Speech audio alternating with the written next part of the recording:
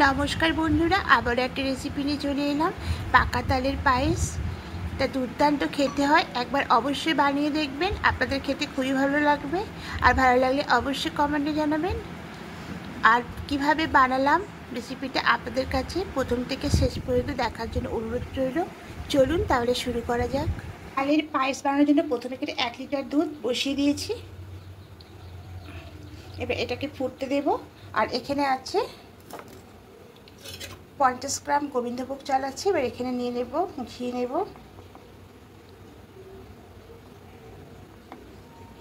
এবার ঘি দিয়ে খুব ভালো করে চালটাকে মাখিয়ে নেব।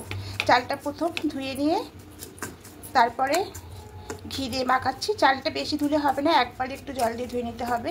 তা গোবিন্দভোগ চাল বেশি ধুতে নেই। এভাবে খুব ভালো করে মাখিয়ে নিয়েছি।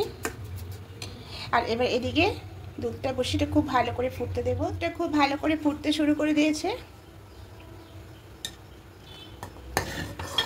দুধটা একটু ফুটিয়ে একটু ঘন করে নিয়েছি, খুব বেশি ঘন করা দরকার নেই, সামান্য একটু ফুটিয়ে ঘন করলেই হবে।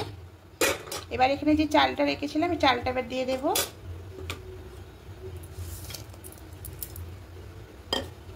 এবার এখানে 4টে এলাচ ফাটিয়ে দিয়ে দিয়েছি।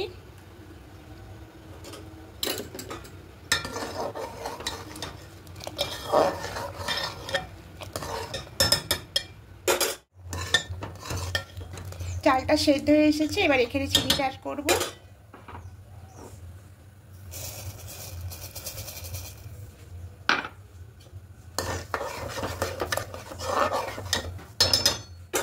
এবার সামান্য একটু লবণ দেবো, এই লবণটা দিলে স্বাদটা ভালো হয়।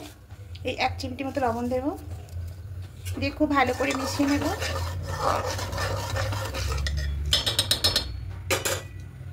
কড়াই বসিয়েছি, এখানে সামান্য একটু জল দেব।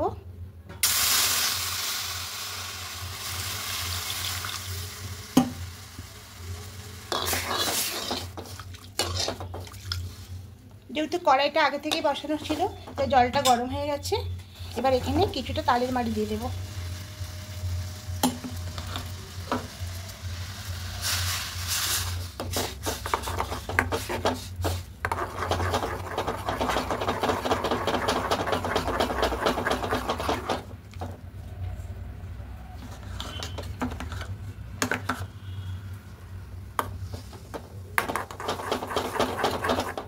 এবার খুব ভালো করে একটু ফুটিয়ে নেব।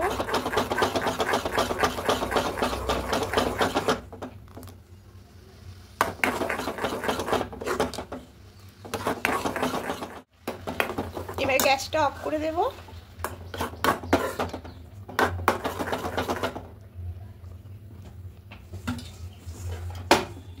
এবার এটা এই পায়েসের মধ্যে দিয়ে দেব, দিয়ে খুব ভালো করে মিশিয়ে নেব।